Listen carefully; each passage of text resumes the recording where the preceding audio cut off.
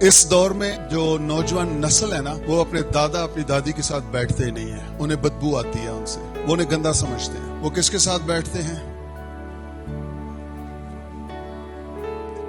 सुबह, दोपहर, शाम।